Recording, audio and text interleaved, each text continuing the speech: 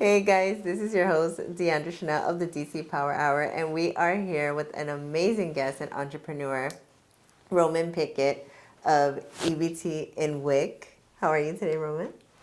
I'm good. I'm good. I'm glad to be here, and first time ever on a podcast being interviewed. So, yeah. You know what, I am flattered that you would choose my platform in order to be interviewed. Now, you have me doing something that I do not do.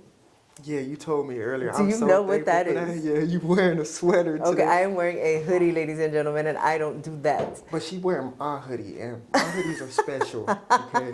So that's why she got that on today. Hey, when I believe in something, I believe in something, so I will run the risk. So tell us a little bit about who Roman Pickett is. Well, you know, I'm an entrepreneur first, Okay. and,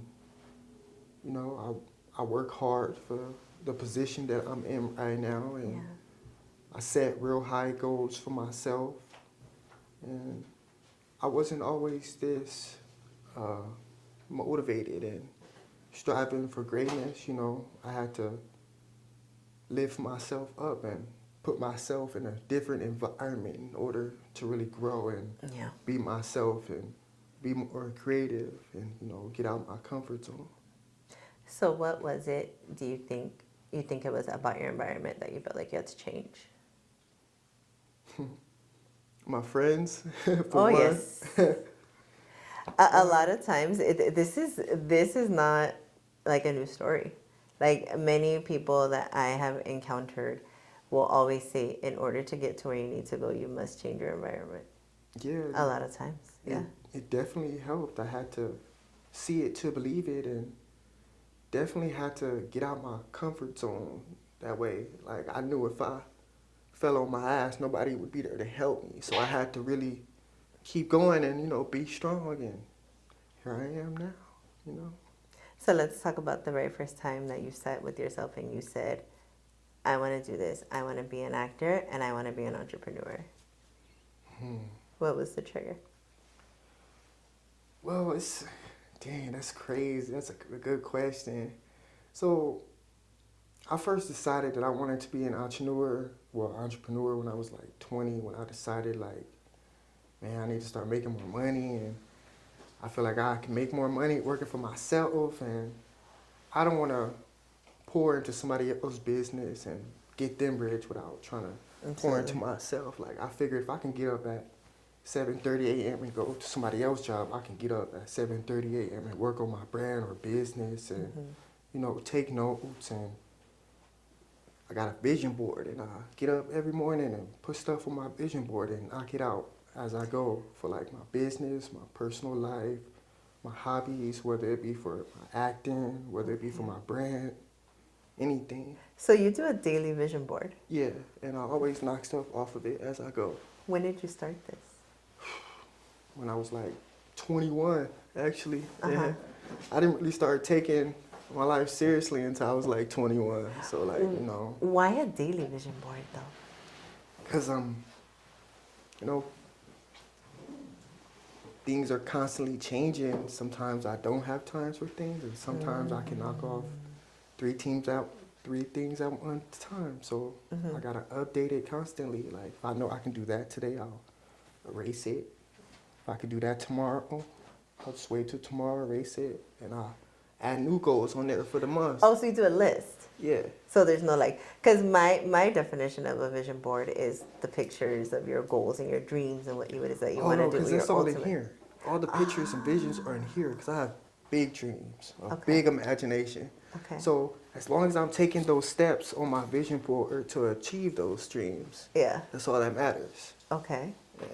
I like So that. I don't have to have the actual pictures on the board, but I know what those meanings are and where it's headed. That's kind of cool. I think so. I also did one, and mine. It was my very first time doing a vision board. I used to think vision boards were the corniest thing. I'm like, I'm not doing this, whatever. But that was before I took myself seriously as well, and I put things on there that I really wanted, and it actually, to me, it inspires me a lot more, I would say.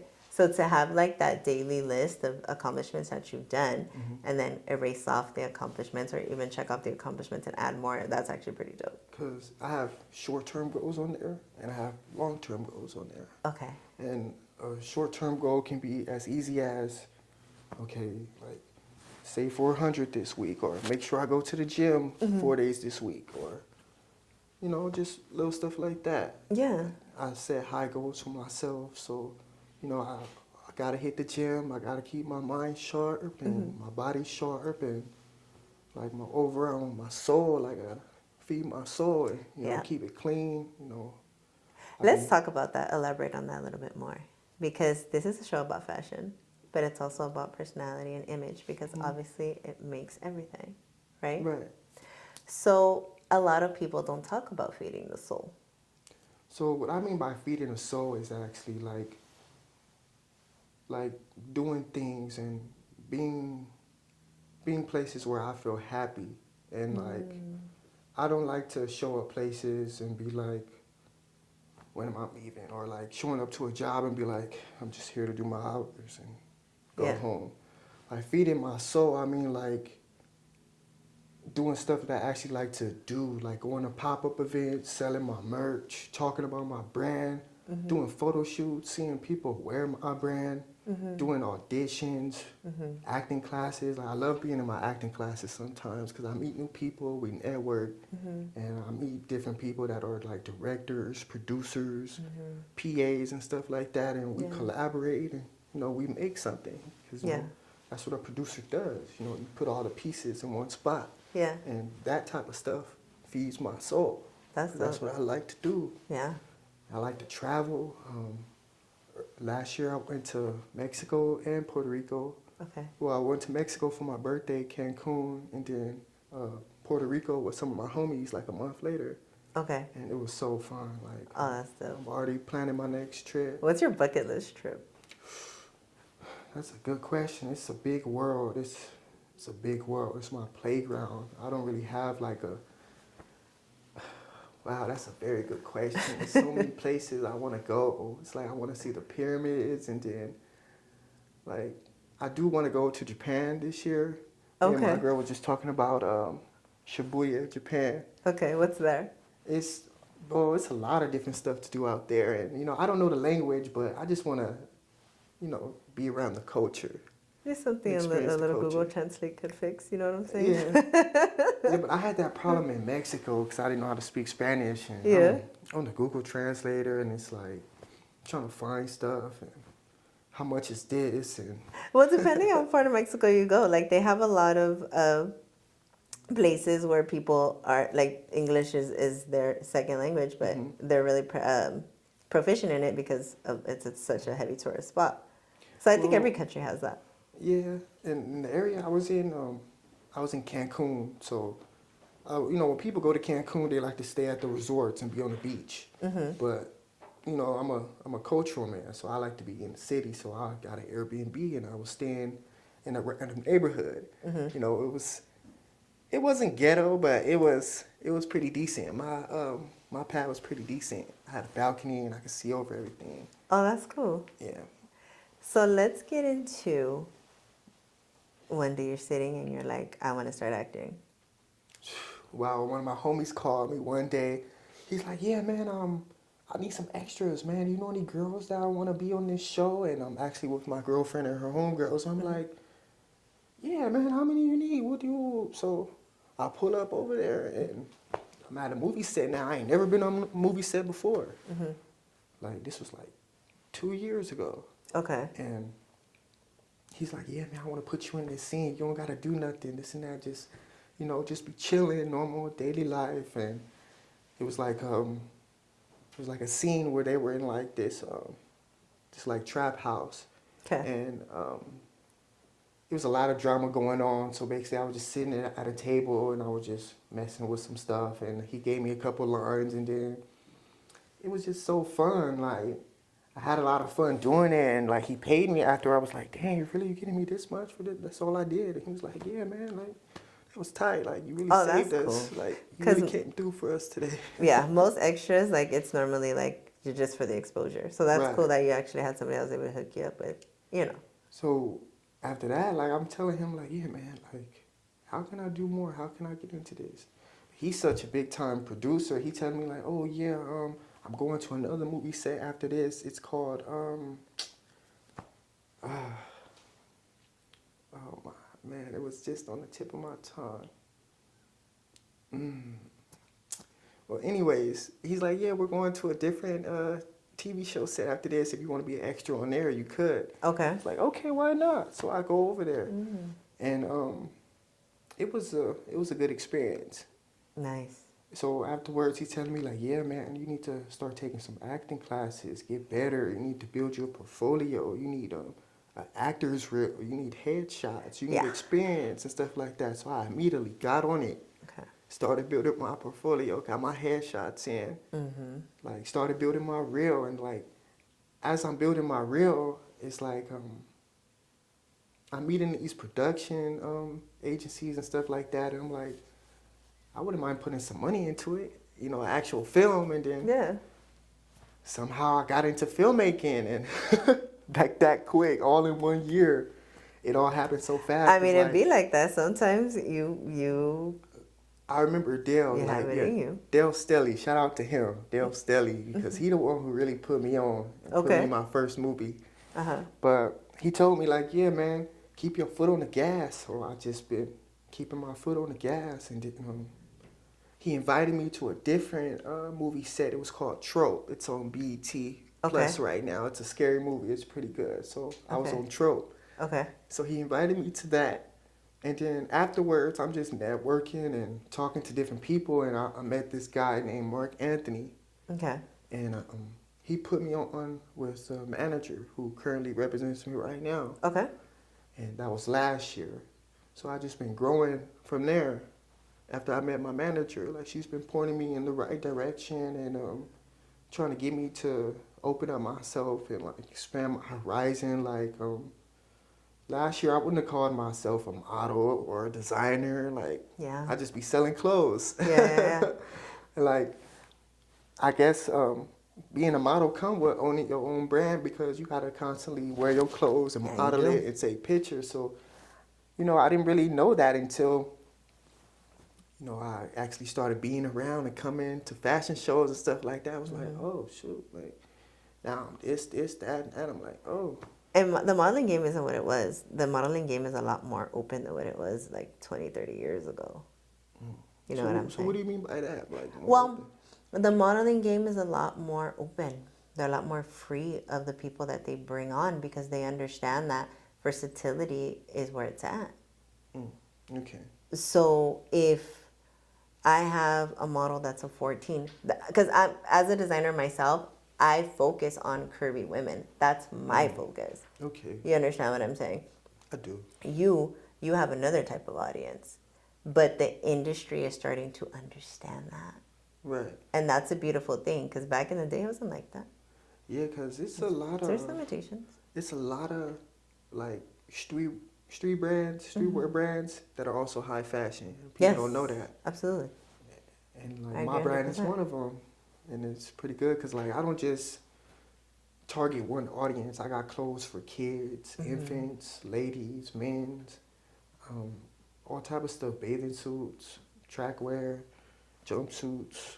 I was just telling him earlier that I wanted to do this underwear line for like men and ladies. Okay. But for EBT and wet, it's really dope. Like I got an idea from We need to rewind for a second. Okay. We're not just going to skip over the fact that this name is unique. right. Okay, I understand. Let's talk about this Yeah, name it's and the representation of the name.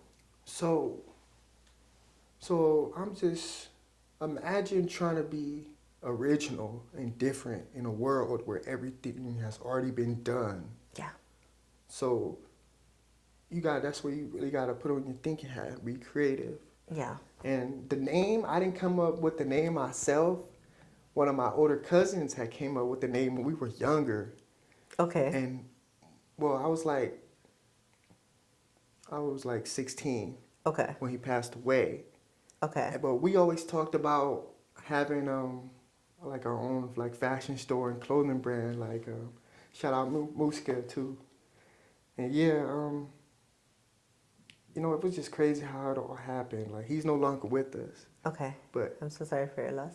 yeah, he was really like, I guess you can call it the founder Of the brand. of the name EBT and Wig. Okay. Because he used to call himself EBT and Wig on Instagram.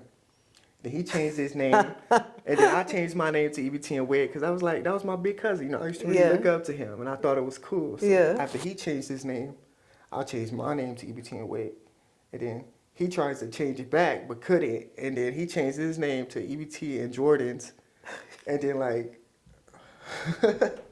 it's a long story. So later on the line, like he passes away, and I'm sitting in my head like, you know, I want to be an entrepreneur. I want to work for myself. I want to sell clothes. What should I call my brand? What do I name it? I don't want to be like nobody else. I want to be different. I Okay. want people to be like, question my brand. What is Yeah. that? Like, what is that? Like, that's the idea I'm going for. It's the attention grabber that you need. Yeah, and I chose EBT and Wig because one, I felt like he would really love that. Yeah. And two, we both had the same idea. Yeah. So I just grabbed EBT and Wig and I just took it and ran with it. Yeah. And like, here I am today. Yeah. I mean, that's dope. See, a lot of times well, not so much in today's society, but back in the day, a lot of people didn't run the risk of doing things because it felt good to them. A lot of times they were very focused on societal standards and what are people going to think if I name my brand EBT and wait? What negative connotation is that going to bring to the community? Right? Yeah, but look what you just said. What type of conflict is that going to bring to the community? So when I asked a bunch of different people, I was like, when you think of EBT and Wig, what do you think of? And somebody actually said the community, the culture, where I grew up in, where I lived in. You know, my mama had 6 kids, you know. Yeah. She had EBT and Wig at both, you know. And some people, when they hear the brand, they be like, oh, I'm on that right now, or I got both of them, or this and that. And it sometimes be people you never would think. Yeah. So a lot of people know what EBT is and Wig, but I'm introducing it as a brand. And Yeah. that's what makes me different. You feel me? Some people might call it ghetto or unprofessional, but you know, a lot of people, the majority that loves it outweighs the people that hate it. So Absolutely. It's normally like that. And again, as you stated earlier, it's a thing that's about culture and not necessarily what it represents in a way. Because a lot of people see it in a negative way. It's a, oh, you need the government to be able to eat. No, Nonsense. We're paying for this. right. So we're basically using our own money Yeah, because for food. I can tell you one thing for sure. My brand, EBT and Wig, does not offer government assistance. Okay. For real. But honestly, I think it's a dope name, and I think what I like about it is the simplicity of it. Okay. Yeah. Because I'm the opposite. I'm very like for everything. Everything's extravagant. Everything's extravagant, and it's nice to sometimes. That's where your moneymaker is a lot of times. Yeah, because people don't like flashy things all the time. That's true, but the thing is, like when you have a streetwear brand, the thing that I've noticed that makes it a street brand wear normally successful, because obviously it's because there's wording. It's something that's relatable and it's simple.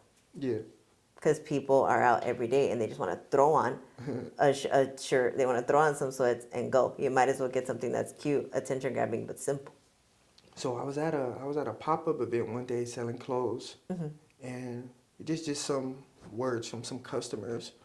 One customer was like, "Oh, bro, that's super dope, bro.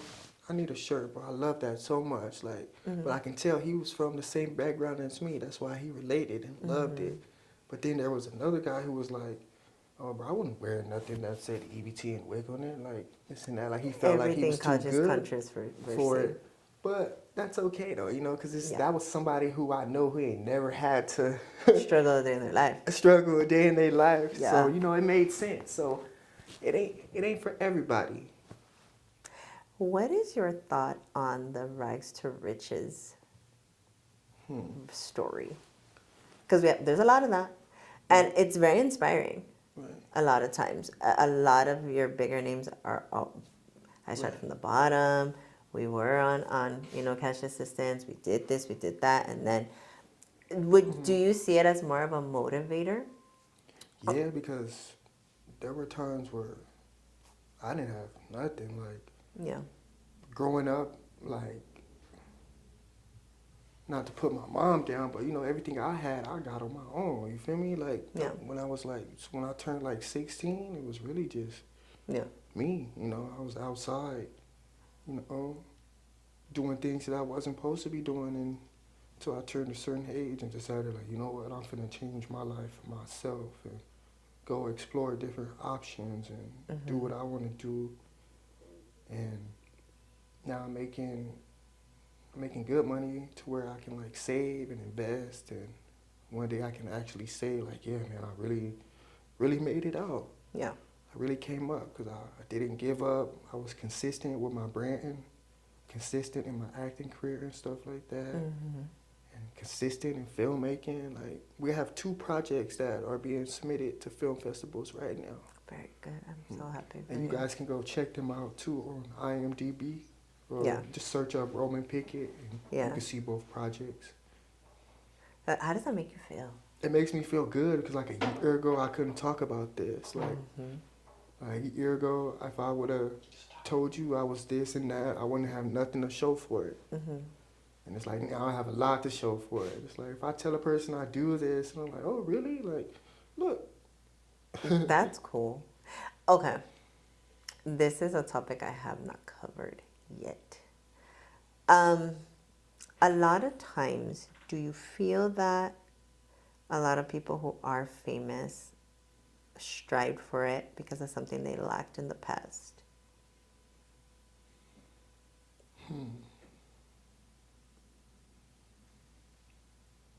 That's a good question. That's not talked about a lot.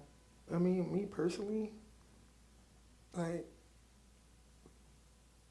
I feel like I was a known person around, like, growing The up. neighborhood. Yeah, so a lot of people knew me. I knew a lot of people, but everybody wasn't my friends. Mm. But Mm-hmm. in my career, I feel like if I blow up, I blow up. But I don't really care about being famous. I just want the money. Yeah, It's I that feel for you. me. Yeah, And it's like, if you know me, you know me. If you don't, hey, you gonna see me around, right. you know? So, like, the famous part doesn't really It doesn't affect you much. It's more excite of the me. entrepreneurial and the financial portion of it. Yeah, because I don't like a lot of people in my business, you know? Hmm Like, Yeah. I don't know how to be more I mean, straightforward than that. when you're out there, it's gonna happen regardless. Hmm. You know what I'm saying? When Yeah. you're an entrepreneur, when you are um, in the business, Yeah, I'm talking about the good business, though. Yeah, they can be all up in that, but, like, the personal business, I feel like it, that comes with being famous, though. yeah, that's what I was gonna tell you. It comes with it. People are always gonna. I mean, we've seen Rihanna has gone through stuff. Like the And, big people have gone through stuff yeah, where, football players. yeah, they'll try to dig up shit from their past. Hmm. They'll try to paint them out to be something that they're not. They'll try to get a team going in order to try to get to smear your name because they're haters. That's what they do. So it's like, imagine me on a big time TV show or production Hmm 5 years from now, and somebody dig up some dirt that I did when I was like 17 or 18. Yeah, It's like, it's not who I am now. right. And it's like, why even bring that up? And it's like, oh, you used to But even do if that this? still is you, This that's is none of you? your damn business. You know what I'm saying? Like, That part. we all have traits Hmm. that are not perfect. Right. You know what I'm saying? We all are, and 9 times out of 10, I'll tell you this: people who are the ones that are, look at what they're doing, Hmm. are the same motherfuckers that are doing it and 10 times worse. Right. Guaranteed. So the purpose of the smear campaign for what? Oh, it's because you're not up there with that person. That's Yeah. why. That's what it is. How can I find a way to bring this person down? Correct. And at the end of the day, in the industry, and I think this is something that's very important to talk about, because I'm sure there are many people out there that have gone through it. Hmm. And when they do, you have to have some of the toughest skin on planet Earth. Yeah. And if somebody brings you your direction, it's like, okay, what's the problem? Did you like what you saw? Oops, okay. You know what I'm saying? Yeah. Simple. That reminds me of the one time the guy told me, "Oh, I would never wear nothing like that with EBT and wig on it." Yeah. No, it made me kind of feel bad. Like, I was like, okay, but somebody else will. So that made me feel Did it better make you again. feel bad? Yeah, because I ain't never, Why? nobody has ever told me that before. Oh. And this guy was supposed to be one of my friends that, that I grew up with, but he ain't never had to struggle. You feel me? Like his parents Yeah. always had money. He always had the nicest clothes on and Yeah. this and that. So when he told me that, it kind of made sense. So I didn't feel too bad. I was just kind of sad that it came from my homie, so-called homie, Yeah. Okay. I will say this though. Just because a person has a difference of opinion, that doesn't mean that they're not your friends. Right. They just think differently than you. Right. A lot of times. Now, because this is a bit of a fashion show, I always like to incorporate a few things. So let's just say you and I have two different types of brands, right? Right. Clearly. Do you feel that the word hater is loosely used? So, honestly, I feel like it depends on who you are. Yeah. Cause like, what are you doing to make people hate on you? What do you feel like you got going on that you feel like somebody else is thinking about you? But I feel like as humans, we all do different things. So regardless of what it is, why the hell do you care? Right. That would be more of the thing. Like your brand is dope as hell. Like I like your brand. I like the fact that again, it has the name that it has because it brings attention. You're doing it the way entrepreneurs are supposed to do it. There's a shock factor there. What's Yeah. this shock factor? Oh, Thank EBT and you. WIC. What does that mean? Thank What are you. you trying to represent? Questions, questions, questions, questions, and then it brings them to the table. So imagine this. So imagine growing up around the homies in the hood, and like they seeing me do what I do now, and it's like they hate on that, and it's like, why hate on that? You could be right here with me, Right. or upset that I'm not still on the block doing what you doing, or Oh. around doing what you doing. Yeah, It's like that's the type of hate that I see. I You see. know, like it don't get no deeper than that. Like people see me doing what I'm doing now, and like I share my stuff maybe on Instagram or Facebook, and Yeah. you know, people see it. They probably may not like or comment, but I know they see it. You feel me? Yeah. May not share it, but that's why I know who really fuck with me and who really don't. I don't care about that. For me, if I get 3 likes on a video, I know that my stuff is what it is. Yeah. I know I put the work into it. Yeah. It ain't for everybody else. It's nice to have an audience, but it ain't for everybody else. You had a dream. Right. This is your dream. The acting is your dream. We don't care about nobody else. Right. Because at the end of the day, we're in it for the entrepreneurialism of it. It's something that makes us feel good inside, Like, right? Yeah. So why do we need the approval of others? We don't. Exactly. You're looking, you're having to scroll by. Oh, And okay. I've been learning that. This caught and my I've been attention. accepting that. Yeah. Yeah. Yeah. So I definitely have been learning that, like, growing. I'm not. I feel like, because I'm only 24. I feel like I'm still like an amateur in You the come off industry. a lot more mature. Oh, okay. Yeah, I understand. Yeah. Yeah, Thank I you thought for you're that. a little bit older. Yeah, thank you for that. But yeah, I'm still learning and growing as I go. Yeah, literally learning as I go. Like if I fail, it's because I failed. Like ain't nobody else. Right. So that's why for me, and what's your definition of fail though? Say with this brand. What is your definition of fail? With my brand or in acting? Actually, let's do one of each. Okay. So the day that I stop marketing and promoting my brand, I feel like that's the day that I'm gonna give up. Cause some days, I can share my brand and send it to people, and not get no feedback, no likes, or sometimes like I don't always have like things in order with the brand. Sometimes it could be overwhelming because I gotta do stuff with the website, this app, and new merch, and constantly gotta put money into that. And if the business not making money, how can I put money into the business? You know, part of being an entrepreneur is knowing how to budget and where to put your money and how to finance. So I can't fall off my personal life because I'm trying to put too much time into my business because it's just me. I'm a one-man show. I don't really have no partners. Yeah. So it's like, I feel like failing as a clothing brand owner would mean just be like, just being tired and just giving up on it. And putting it on the shelf for now so I can focus on other things like my acting career and, you know. That's not failure. I'll tell you right now. With entrepreneurialism, when it comes to having to sit your butt down and start over, that's not failure. If it calls you back, it's in it. It's for you. Yeah, because I didn't have to start over a few times, huh? A few times. Like with the website, I started off on Shopify. That didn't work out. Yeah. Started off on Squarespace. That didn't work out. Had to get a new LLC. Yeah. Because California was charging me too many taxes and I wasn't making enough money. So, for the fee that they have to pay at the beginning of the year? Yes. Yeah. So I had to get a new LLC and just, you know, stuff like that. It makes a person, you know, want to give up. And, you know, I'm young. It's like when people hear me talk about that, it's like, bro, you don't have to deal with none of that shit. Why are you tripping?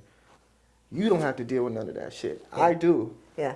And it's ultimately it's a choice that we make. Because, I mean, you can always just be working a 9 to 5 and be like, whatever. Yeah, but you got to deal with taxes. You got to deal with QuickBooks, receipts, all that type of stuff. You got to keep track of your business expenses and all that. Yeah.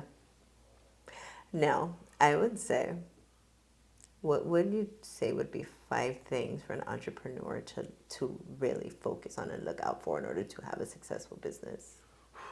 5 things that an entrepreneur my age, if you just getting started off, like young, like 20, 21, the biggest thing that I would tell y'all to have right now is 1, get your own shit.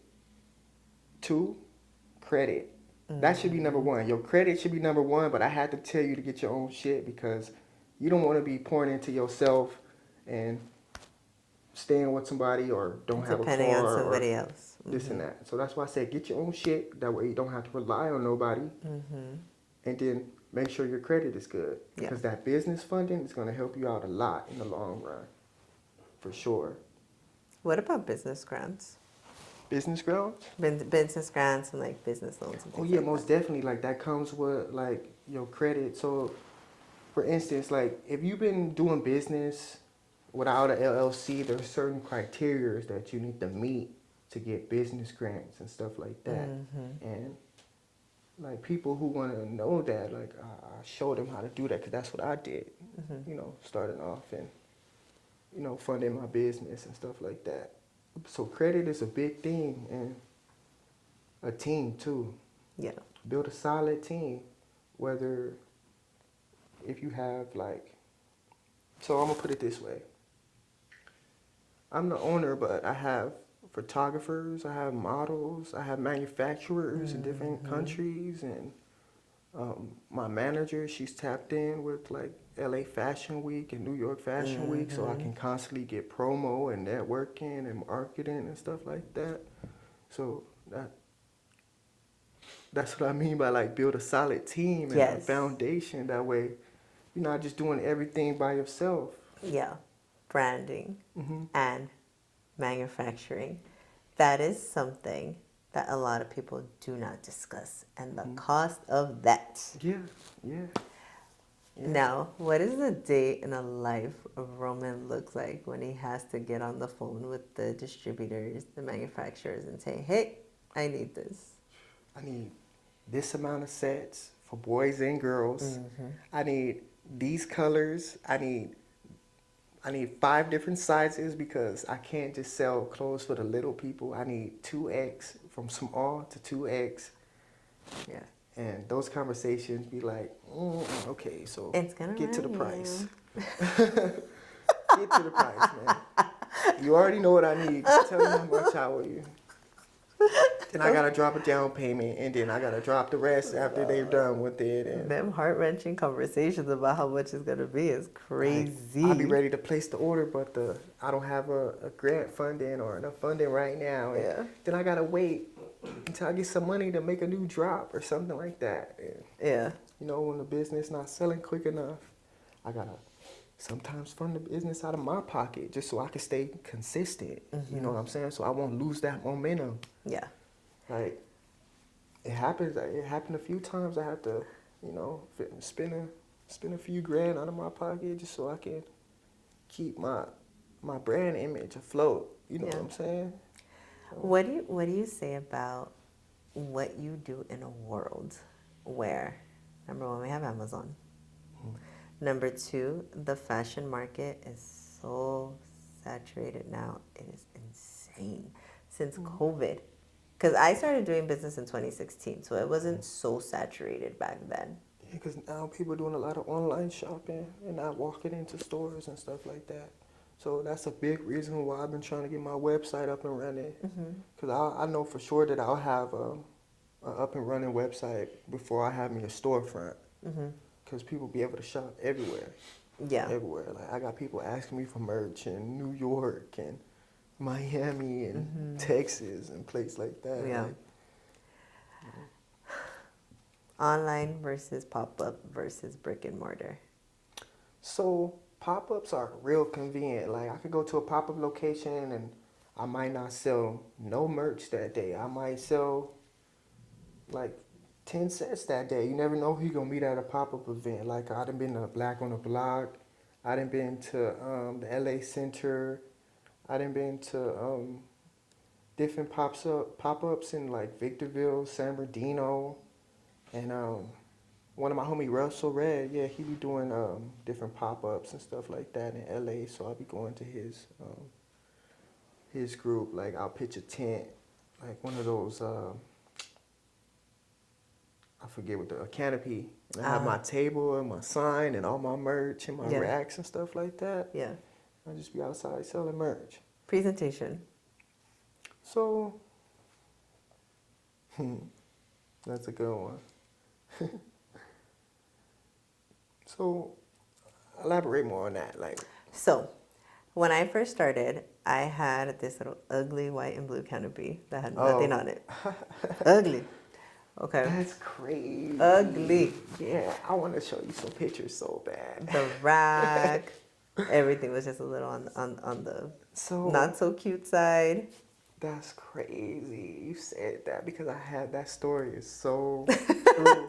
Because I think we all start like that. the first time I ever did a pop-up event, I had a little table, wasn't no bigger than probably this couch, Yeah.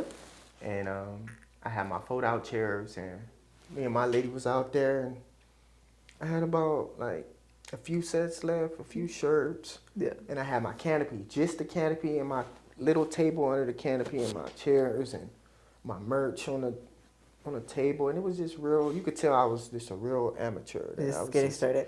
just getting started. But now you go to my booths, it's the canopy. I got a few tables. I got my chairs. I got my sign with my QR code on it. Oh, and yeah.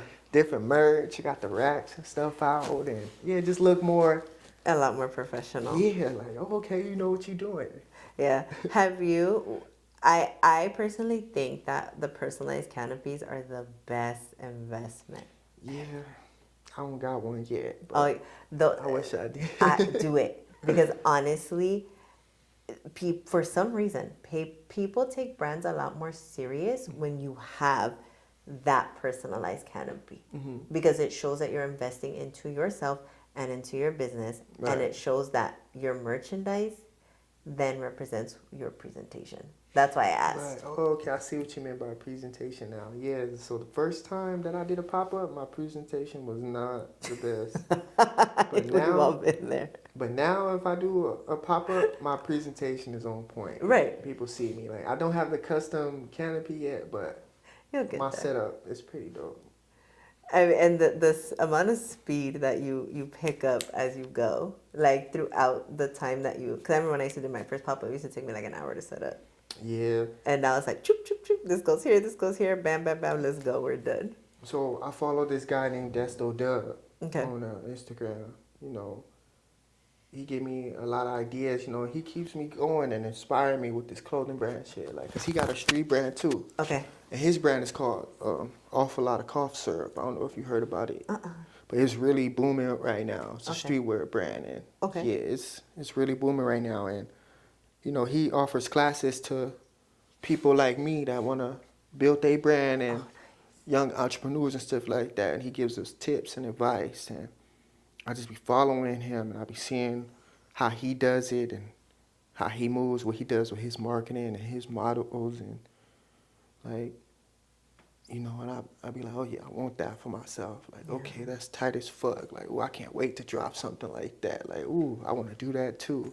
Like, but in my own way. You know, the EBT and wig way, not the cough syrup way. Right.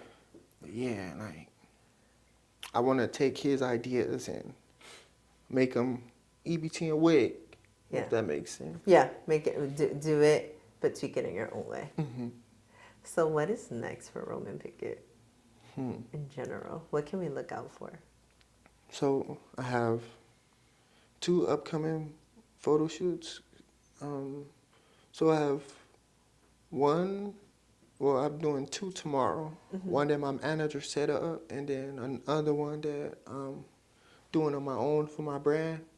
I got these models coming out, and we're just gonna have some fun tomorrow.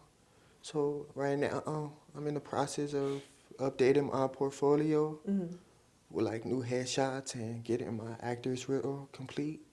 That way I can submit for more acting jobs, like on Actors Access and stuff like that. That's where I find gigs. Or my manager, Brittany, she does all the networking and exploring for me, getting me auditions.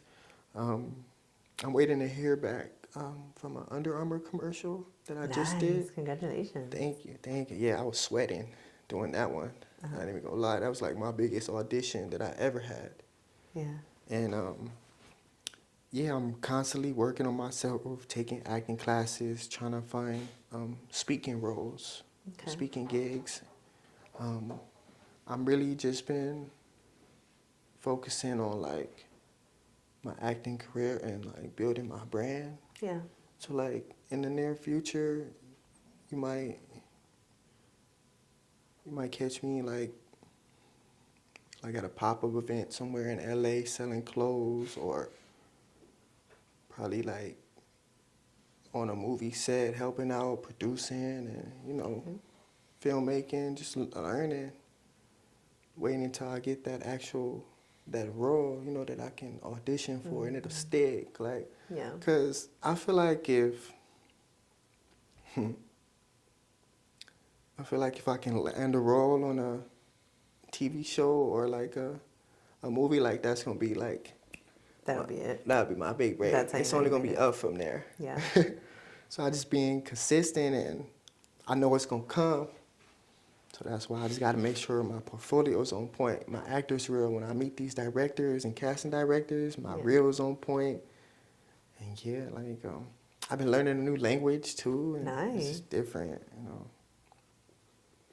So where can we see all that dope EBT and wig merch? Oh yeah, I definitely have an Instagram for EBT and wig. It's called EBT and wig apparel. You can find it on Instagram, or you can find me on Instagram at Roman Pickett Official. And I'm also on Facebook. But yeah, my website will be going live soon because I had to redo it. That was another time I had to start over. No, you're good. Rebranding is great. Yeah, I will be dropping my website soon. It'll go live to where everybody can shop from me. Because my friends all over, they've been asking me, oh, when can I get this, or when can I get that? And they don't live in California. Oh, they're out of state. Yeah. So yeah, y'all can expect the website to go live soon, and y'all can expect the last November to be aired. It was the last November is the second movie that I made with my team, and you can see a preview on it on IMDb, as well as the first movie. It's called Secret Safe on IMDb. You can see a preview of it, but it's not out yet. But yeah, Do we know when the release dates are for those? No, not yet. I So still we'll haven't be on got the the release lookout. dates on those All yet. good. When But go it's ahead and coming though. go ahead and give everybody your Instagram so they can be Oh yeah, keep up with you. so yeah, you can follow me on Instagram at Roman Pickett Official, and then for the brand, you can follow the brand at EBT and Wig Apparel, and yeah, I'm also on Facebook, Roman Pickett. So yeah, those are the only platforms that I'll be on right now though. I'm really grateful for you to be on our platform. Thank you so much for Yeah, being a I'm guest. glad you had me here. Like this is great. Like for my career, like That's it's awesome. great. I'm glad to be here. Thank you. So that concludes another great episode of the DC Power Hour Men's Fashion. And we'll be on again next week with another dope guest. See you guys later.